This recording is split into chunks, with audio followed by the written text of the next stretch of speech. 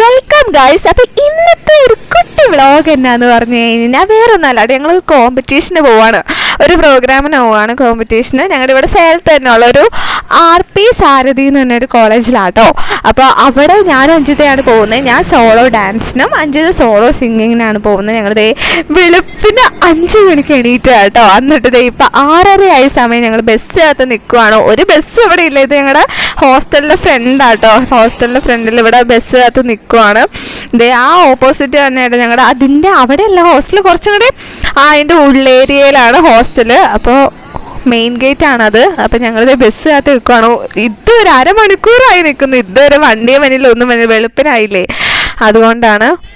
അങ്ങനെ കുറേ നേരം കാത്ത് ബസ്സൊക്കെ കിട്ടിയിട്ടോ. ന്യൂ ബസ് സ്റ്റാൻഡ് എത്തി. ഇനി ന്യൂ ബസ് സ്റ്റാൻഡിൽ നിന്നും 45 മിനിറ്റിൻ്റെ യാത്രയുണ്ട്. ടോട്ടൽ ഒരു 2 മണിക്കൂറിൻ്റെ യാത്രയുണ്ട് അങ്ങോട്ട് കോളേജിട്ട്. ഇപ്പം ഞങ്ങൾ നടക്കുന്നത്. ഇതാണ് കോളേജ്, RP സാരഥി ടെക്നോളജിയുടെ കോളേജാണ്.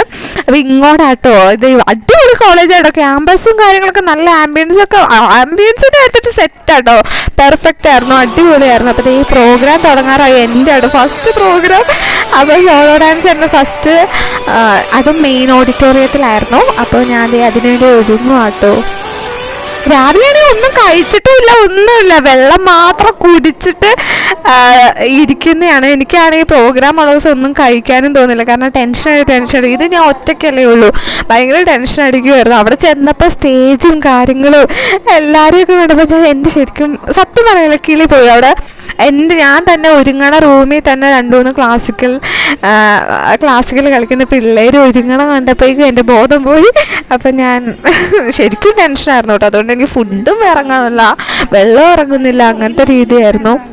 ഇതാട്ടോ ഗൈസ് സ്റ്റേജിൻ്റെ പൊന്നെ അടിപൊളിയായിരുന്നു. Fashion show, evening fashion show ഒക്കെ ഉള്ളതുകൊണ്ട് റാമ്പൊക്കെ ഭയങ്കര വലിയ റാമ്പായിരുന്നു കേട്ടോ.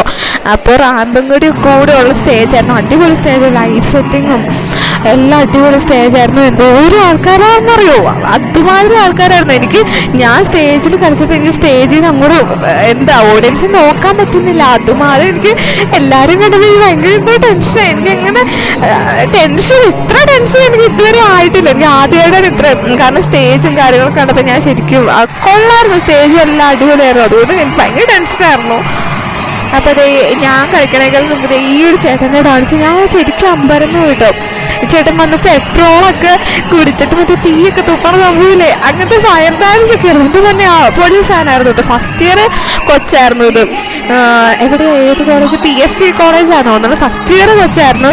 അപ്പോൾ ഇതിൻ്റെ അടിപൊളിയായിരുന്നു കേട്ടോ. ഈ ചേട്ടൻ്റെ ഡാൻസ് അടിപൊളിയായിരുന്നു. എൻ്റെ ഡാൻസ് ഞാൻ എടുത്തായിരുന്നു, പക്ഷെ എനിക്ക് ഇതിനകത്ത് പോസ്റ്റ് ചെയ്ത ഒരു ചെറിയ ചമ്മല് മാതിരി. പക്ഷെ ഞാൻ എന്തായാലും പോസ്റ്റ് ചെയ്യുന്നതായിരിക്കും. പക്ഷെ എന്ത് ടെൻഷനായിരുന്നു എന്നറിയോ ഗൈസ്, ഭയങ്കര ടെൻഷനായിരുന്നു. ഒന്നാമത്തെ കാര്യം എന്താ പറയുക, ഞാൻ ഒറ്റയ്ക്കും കൂടി ഉള്ളതുകൊണ്ട് എനിക്ക് ഭയങ്കര ടെൻഷനായിരുന്നു. സ്റ്റേജൊക്കെ കണ്ടപ്പോൾ ഞാൻ വിറച്ച് തുള്ളി. 2 ആങ്കർമാരുണ്ടായിരുന്നു കേട്ടോ. അപ്പോൾ ഇവർ 2 കൂടി ഡാൻസ് കഴിഞ്ഞപ്പോൾ എൻ്റെ അടുത്ത് എന്താണ് കേരളത്തിൽ നിന്ന് തമിഴ്നാട്ടിൽ നിന്ന് ഡാൻസ് ആടുന്നോ എന്നൊക്കെ ചോദിച്ചിട്ട് എന്താണൊക്കെ കമൻ്റ് അടിക്കുമായിരുന്നു കേട്ടോ. ഞാനാണെങ്കിൽ ഒന്നാമത്തെ കാര്യം ഡാൻസ് കളിച്ചു ഭയങ്കര ക്ഷീണത്തിലാണ് വന്നത്. അന്നേരം ഇതും കൂടി ചോദിച്ചു, ഞാൻ ഒന്നും വിട്ടല്ല, ഞാൻ ഇങ്ങനെ തിരിച്ചോണ്ട് നല്ല കേട്ടോണ്ടിരിപ്പായിരുന്നു. ഇതായിട്ട് സ്റ്റേജിൻ്റെ ഫ്രണ്ട് പോർഷൻ തന്നെ. അപ്പോൾ ഇത് കണ്ടപ്പോൾ, ഈ ഓഡിറ്റോറിയം കണ്ടപ്പോൾ എൻ്റെ കിളി പോയിട്ട്, കാരണം ഞങ്ങൾ ഇങ്ങനെയാണ് കയറി വരുന്നത്. അന്നേരം തന്നെ എൻ്റെ പൊന്നേടി ഞാൻ പഞ്ചിനോട് പറയുകയും ചെയ്തു, എടി പോടി, നമുക്ക് വേണ്ട, ഇത് പറ്റണ കളിയല്ലാന്ന്.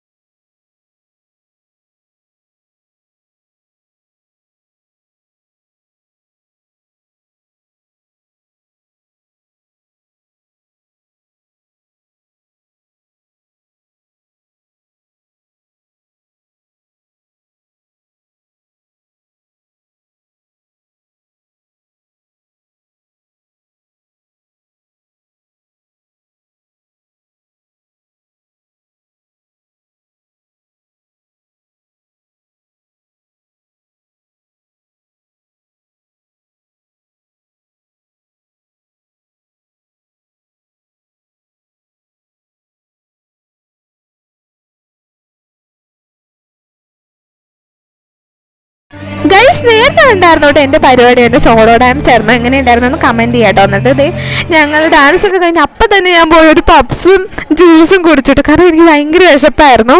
5 പാട്ട് സെമിനാർ ഹാളിലായിരുന്നു കേട്ടോ, അതുകൊണ്ട് എനിക്ക് കേൾക്കാൻ പറ്റിയില്ലായിരുന്നു. അപ്പോൾ അത് പ്രോഗ്രാം കഴിഞ്ഞിട്ട് വേറെ ആൾക്കാരുടെ ഗ്രൂപ്പ് ഡാൻസ് എല്ലാം കണ്ടുകൊണ്ടിരിക്കട്ടെ. ഇതൊക്കെ ഈ കോളേജിൻ്റെ തന്നെ ഗ്രൂപ്പ് ഡാൻസ് ആണെന്ന് തോന്നണം.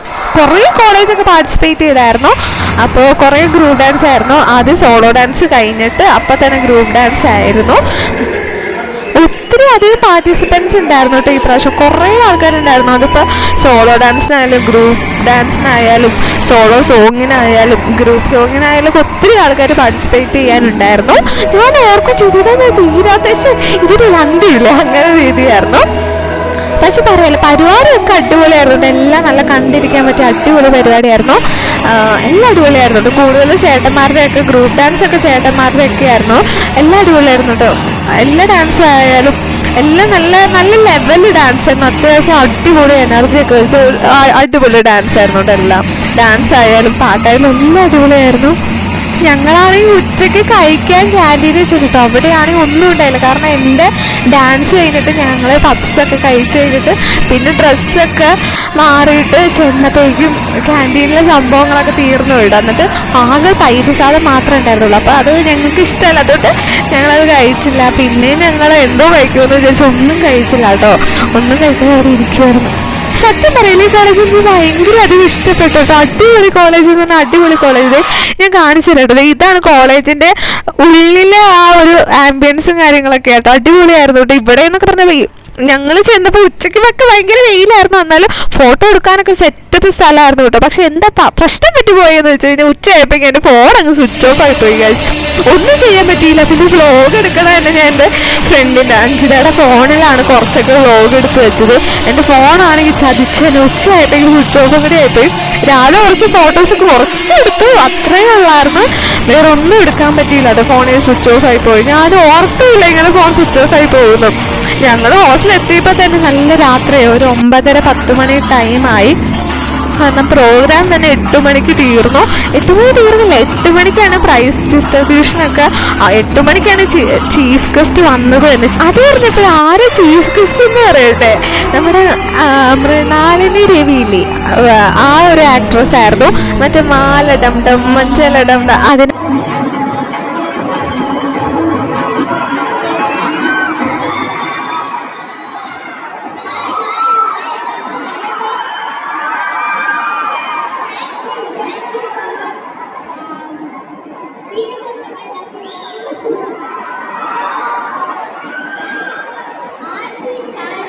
ചീഫ് ഗസ്റ്റ് വന്നു കഴിഞ്ഞിട്ടുള്ള പ്രോഗ്രാമായിരുന്നു കേട്ടോ, ഫാഷൻ ഷോ. അപ്പോൾ അവരായിരുന്നു ജഡ്ജസ് ആയിട്ടിരുന്നത്.